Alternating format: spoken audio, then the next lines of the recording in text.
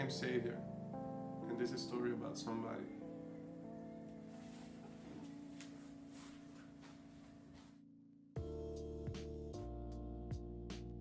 I was born in Paramaribo. That's a city based in Suriname. That country is in South America. It's above Brazil and like between the Guyanas. Yeah. Well, I was brought up religious, like being a Christian. But through the years, you start exploring stuff. You start seeing stuff. You start to question stuff. And right now, I'm exploring the Islam religion. I mean, I kind of found my place in it. I mean, this is not the right thing to do when you're in the Islam, but everybody has their own way of exploring a religion. So yeah, that's what I'm doing right now.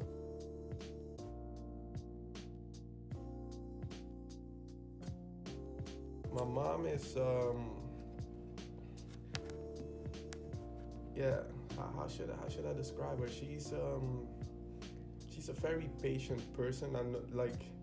She really reminds me where I get my patience from.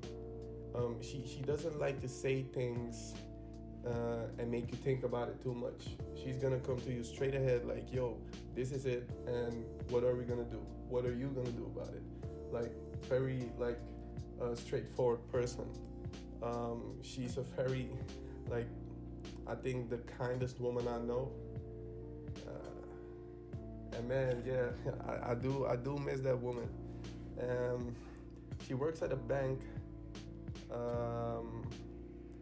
She's been working there for a long time now, but that's her occupation right now.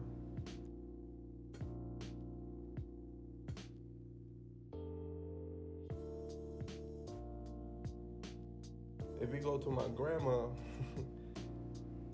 I mean, I really, really, really love that woman. Like, I think she's the strongest person I know. She raised her 3 kids and her grandson, and now she has a granddaughter and a grandson from my aunt, which is my mother's sister. And I think she was one of the people that she teach me a lot, like growing up, like even now, sometimes thinking about some stuff, I can get what she was telling me when I was younger, So yeah, I think she's one of my pillars in life.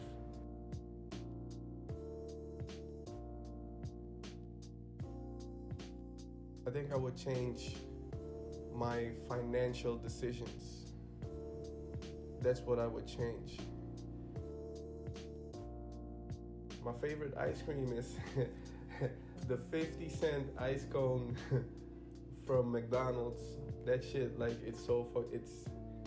it brings me a lot of joy for a particular reason. Yeah.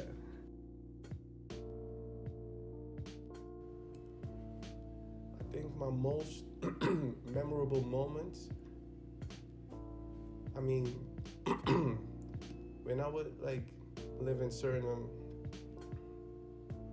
me and my mom, in the evening, we would always go for getting the newspaper.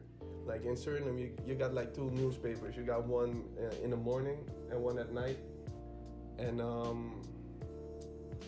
me and my mom would just drive, get the newspaper, listen to some music that I would put on CDs.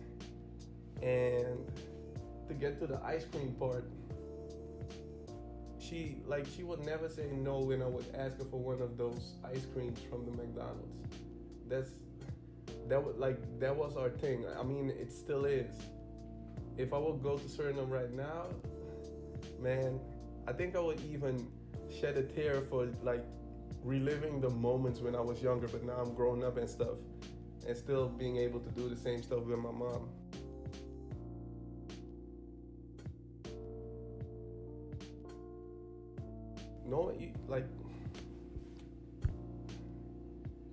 knowing that there's this respect that we need to have for each other in life. I'm really proud of human beings being able to accept other people for who they are, because I've seen things from like very close, like with a family member, with friends.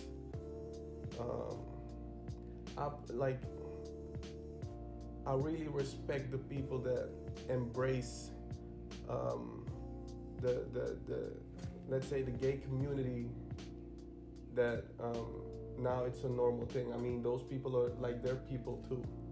Like those people, like, they have the same blood is going through their veins, like people that are straight, you know, or bisexual, like that. I mean, I think that's one of the biggest changes that I often think about, like, wow, we're really going somewhere. Like, there's still hope. There's still hope. Goal in life. Man, I just want to be able to help people, man. I just want to be a great person. I mean, there's a group of people that know me as this guy, like, actually a bad guy. I'm aware of that. Some of them don't know the reasons why I do some of the things that I do. But there's also this group that, like, knows me for the guy that I truly am, you know? And I'm just, like, every single day, I'm working to, like, that group that sees me as this bad guy. I hope one day they could see me as the group that knows me, like, deep from inside.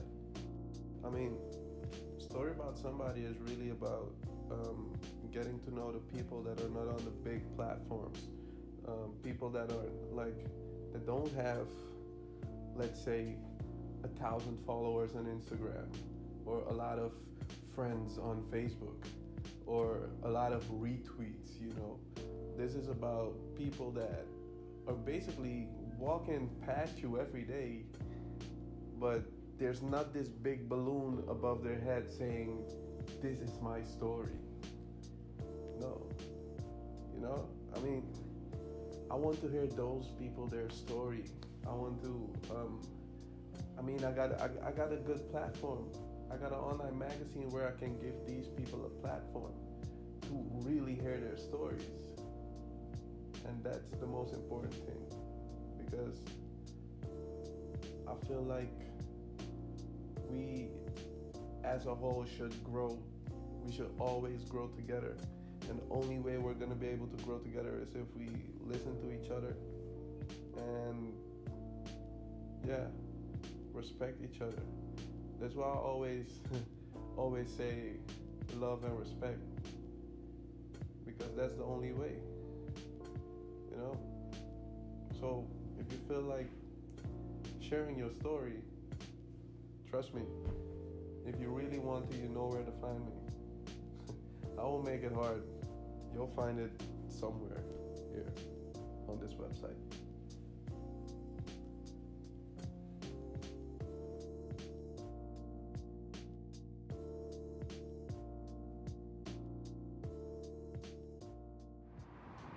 My biggest fear? Man.